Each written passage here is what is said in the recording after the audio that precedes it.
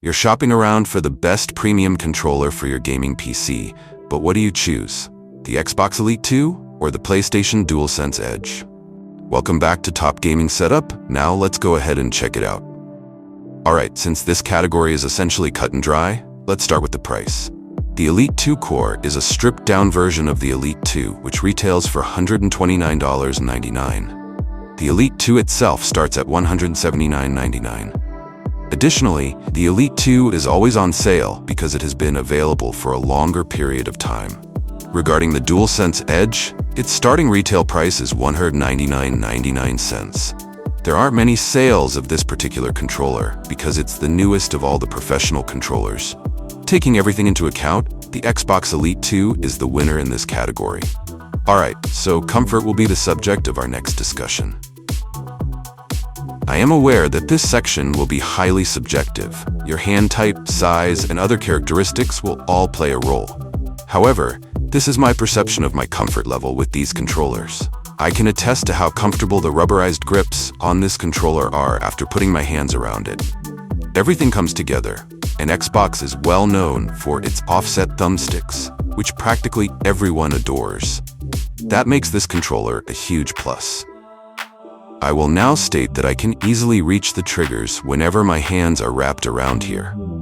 However, I have to make an effort to press the bumpers. Additionally, even though I love the rubberized grip, I do find that the controller feels a little bit smaller in my hands. It does feel smaller in the hand, even for me, who has medium-sized stubby fingers. This could work in your favor or against you. That's just a minor complaint I have. And I'm not trying to minimize how comfortable I do find this controller. In fact, this has a slightly better rubberized grip than the PlayStation model. Speaking of which, let's now discuss that one. I can already tell that this one's grip is much more substantial and that it fills out your hands more. I then don't need to change my grip at all when I reach for the bumpers and triggers. I can accomplish this without exerting any effort down here. It's just smooth.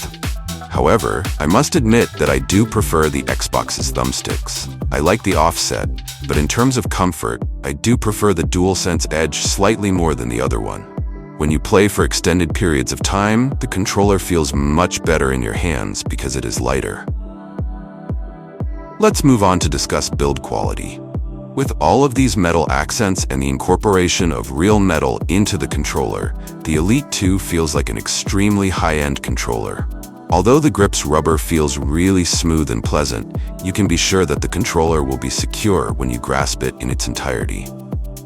There is no flex in the chassis itself, and it feels incredibly solid. Even with all of that praise, this controller is still very appealing. The fact that this controller has received numerous reviews and that its thumbsticks are becoming sloppy is a drawback. I haven't experienced this yet because my model is only a few months old, but it's similar to OLED burn-in in that it's unavoidable and unpleasant to consider when purchasing an extremely expensive product. Let's go on to the Edge now. Therefore, the Edge simply lacks the Elite 2's wow factor when it comes to quality. I can only describe it as feeling somewhat heavier than the standard DualSense controller. Even with the extra parts that come with the controller, Sony uses a lot of plastic. It would have been nice to add some higher quality materials similar to the Elite to the controller. Although the Elite is only a canvas hardshell, I prefer the case's construction much more because it's made of a more durable plastic. And the Edge's replaceable thumbsticks are its best built quality feature. Therefore, you could simply purchase some replacement thumbsticks rather than discarding the entire controller.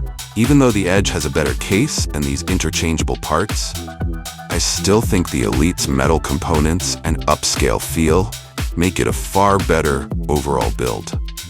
I promise that you would feel the same way if you took both of these controllers out of their packaging. Let's move on to the characteristics of each controller. You can fine-tune your playstyle with the Elite 2's adjustable tension thumbsticks. In third-person action games or shooters, the ability to shorten the trigger pulls is extremely useful. In addition to the wraparound rubberized grip, you can switch between 3 profiles, all of which you can personalize using the Xbox Accessories app. A set of 4 paddles, 2 medium and 2 mini, is also included. Additionally, the controller's magnetic charger is my favorite included accessory. As you can see, there are a lot of features included with the Elite 2. Let's compare it to the Edge though. Therefore, the Edge does win this category when it comes to the sheer number of features. You have the adjustable triggers, the built-in microphone, the touchpad, swappable thumbsticks, customizable profiles, the ability to lock the wire cable, which is really cool, and that non-slip grip. Not to mention, you also do have the back buttons and the ability to charge the controller through the case. So yes, I'll go ahead and give the point to the Edge. The Edge does, however, fall somewhat short in the following categories. Alright, so compatibility is a crucial factor when it comes to PC gaming, particularly PC gaming. Even though I have a lot of positive things to say about these controllers, what good are they if they are incompatible? Now, let's begin with the Dualsense Edge. Therefore, you must plug this controller straight into the PC in order to use all of its features. A wired connection then. Additionally, you must remember that not all games have all of the features. That's that. Additionally, it's a major disappointment that there are currently no third-party apps available for PC gamers who are playing on non-Steam platforms to personalize this controller. Using a third-party application is the only way to access its full capabilities. DSX is the name of one of them. Many people use that one.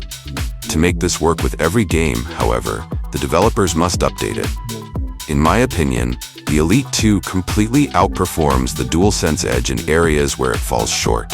You can download the Elite 2's own app from the Windows Store, and it gives you access to customize every single thing about this controller.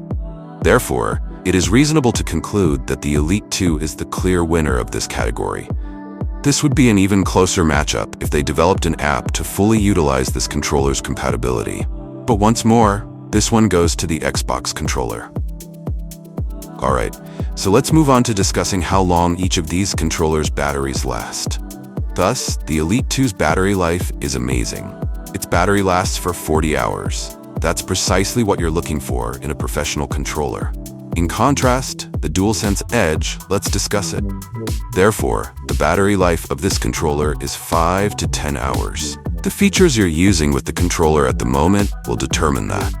The battery life will undoubtedly suffer if you use the rumble and vibration a lot.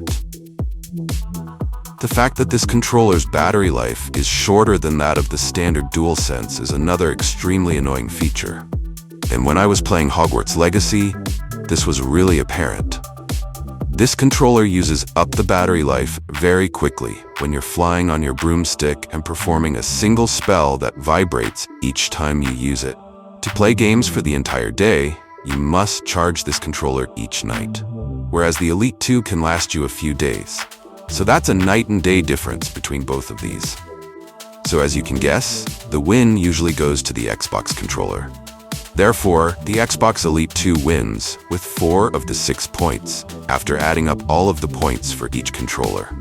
The Elite 2 is currently the most reliable first-party professional controller for PCs. However, if Sony were to develop an app akin to the Xbox Accessories app, things might change in the future. For their Endzone headsets, they have already developed an app that allows you to customize a wide range of features. We'll have a serious competition if they produce something comparable for the Dualsense Edge.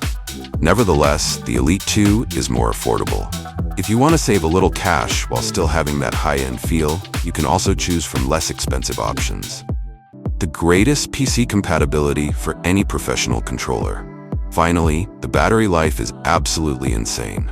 So yes, you should purchase an Xbox Series Elite 2 if you're looking for a professional controller for your computer. I want to express my gratitude to everyone who watched today's video and joined me in contrasting these two controllers.